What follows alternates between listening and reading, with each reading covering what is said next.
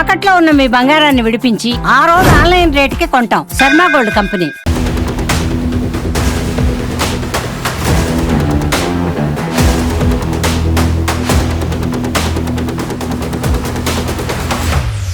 చిత్తూరు జిల్లాలో పలు చోట్ల ఏనుగుల గుంపు పంటలను నాశనం చేయడమే కాకుండా కొంతమంది రైతులు కూడా మరణించడానికి కారణమైనాయి. ఈ నేపథ్యంలో డిప్యూటీ సీఎం పవన్ కళ్యాణ్ కర్ణాటక ప్రభుత్వంతో ఒప్పందం కుదుర్చుకుని కుంకి ఏనుగులను చిత్తూరు జిల్లాకు పంపించడం జరిగింది. డిఎఫ్ఓ భరణి ఆధ్వర్యంలో వాటికి శిక్షణ ఇచ్చి నేడు వాటిని బంగారుపాలెం మండలంలోని టేకుబంద గ్రామంలో 8 ఏనుగులు గుంపు పంట పొలాలను నాశనం చేస్తుందన్న విషయాన్ని తెలుసుకుని వెంటనే అటవీ శాఖ అధికారులతో కలిసి సంఘటనా స్థలానికి కుంకి ఏనుగులు తీసుకువెళ్లారు. ఇందులో భాగంగా కృష్ణా జయంతి వినాయక్ అనే కుంకి ఏనుగులు పంట పొలాలను నాశనం చేస్తున్న 8 ఏనుగులను అటవీ ప్రాంతంలోకి తరిమికొట్టింది. మొదటి ఆపరేషన్ ఎంతో సక్సెస్ అయిందని ప్రజలు, అక్కడ ఉన్న రైతులు కూడా అటవీ శాఖ అధికారులకు కృతజ్ఞతలు తెలియజేస్తారు. డిప్యూటీ సీఎం పవన్ కళ్యాణ్ కళ నెరవేరిందని కూడా కొంతమంది హర్షం వ్యక్తం చేస్తున్నారు.